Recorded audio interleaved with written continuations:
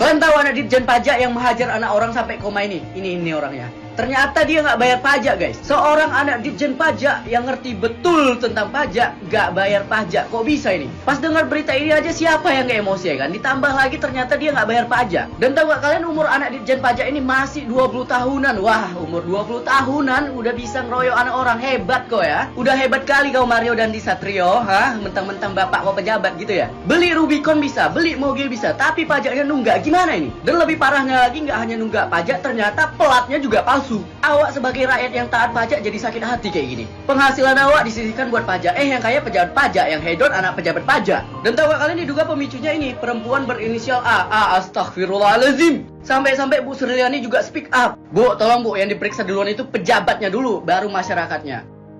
Berita heboh kali ini guys, yaitu seorang anak pegawai petinggi pajak yang ditangkap oleh kepolisian Mario David akibat penganiayaan terhadap anak seorang banser, yang kemudian kasus ini menjadi kasus nasional. Sri Mulyani sampai turun dan kemudian ayah dari anak ini mendapatkan imbasnya. Bahkan diberitakan bahwa Mario David ini ternyata juga tidak membayar pajak. Anak Ditjen Pajak tidak membayar pajak. Nah, bagi Anda yang belum tahu, berikut ini ada keterangan dari kepolisian soal kasus ini. Silahkan simak. Kartu pelajar milik korban. Kemudian korban menyampaikan bahwa saat ini korban sedang berkunjung ke rumah temannya, saudara R, di TKP, di sekitar TKP di Komplek Grand Permata di Ulu Jambi. Kemudian tersangka dengan menggunakan kendaraannya bersama saksi A dan saksi S mendatangi ke arah korban yang sedang berada di rumah temannya. Di depan rumah temannya korban, saksi A menghubungi korban, kemudian korban tidak mau keluar. Kemudian tersangka juga berkomunikasi dengan korban, akhirnya korban keluar, mengarah ke sebelah rumah dari Bapak R dan Bapak N ini. Sampai di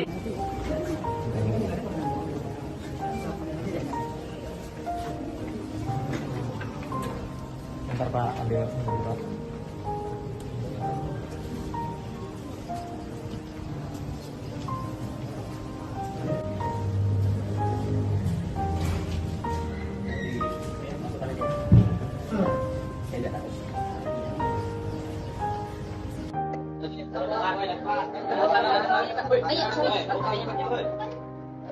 Assalamualaikum warahmatullahi wabarakatuh. Beberapa waktu yang lalu kami sudah menjelaskan tentang kasus kekerasan terhadap anak. Saat itu kami telah menetapkan tersangka saudara MDS 20 tahun.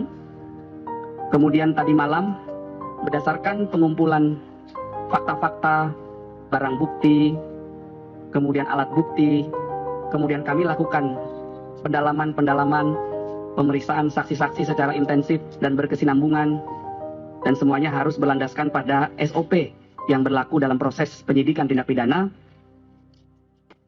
Maka kami mendapatkan sebuah fakta baru yang akhirnya mengarah pada saudara S alias SLR PL usia 19 tahun, warga Kelurahan Srengseng, Jakarta Barat, yang merupakan teman dari tersangka MDS atau tersangka sebelumnya, yang akhirnya kami menetapkan yang bersangkutan sebagai tersangka. Kronologis yang dialami oleh tersangka SLR PL alias S ini adalah di awal atau sekitar bulan Januari tahun 2023, tersangka MDS mendapat informasi dari temannya, yaitu saudari APA, yang menyatakan bahwa saksi AG sekitar tanggal 17 Januari 2023 itu mendapatkan perlakuan yang tidak baik dari korban. Kemudian mendengar informasi yang tidak mengenakan itu, tersangka MDS mengkonfirmasi hal itu kepada saksi AG atau anak AG. Setelah anak AG dikonfirmasi oleh tersangka MDS, akhirnya di tanggal 20 Februari 2023, tersangka MDS menghubungi tersangka S, kami persingkat menjadi S saja ya, tersangka S. Kemudian tersangka S bertanya, kamu kenapa? Akhirnya tersangka S menyatakan emosi dan tersangka MDS emosi. Kemudian tersangka S menjawab, gua kalau jadi lu pukulin aja, itu parah Den. Kemudian di tanggal 20 itu tersangka MDS, tersangka S, dan anak saksi AG bergerak dengan mobil milik tersangka MDS mendekati atau menuju ke arah korban. Saat itu korban berada di rumah temannya di daerah Ulu Jami, Pesanggerahan, Jakarta Selatan.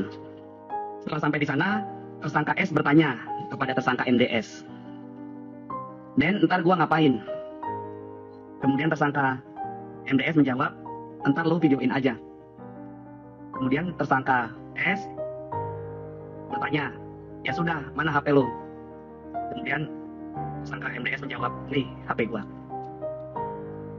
Kemudian sesampainya di rumah temannya anak korban, saudara D, tersangka S bertanya kepada tersangka MDS, perannya apa? Tersangka MDS bilang, lu videoin aja, nih pakai HP gua. Kemudian tersangka MDS menyuruh anak korban, saudara D, itu push up 50 kali. Karena korban tidak kuat dan hanya sanggup 20 kali, korban disuruh sikap tobat oleh tersangka MDS. Anak korban menyampaikan tidak bisa, akhirnya tersangka MDS meminta tersangka S untuk mencontohkan sikap tobat. Kemudian anak korban D ini juga tidak bisa, sehingga tersangka MDS menyuruh anak korban untuk mengambil posisi push up,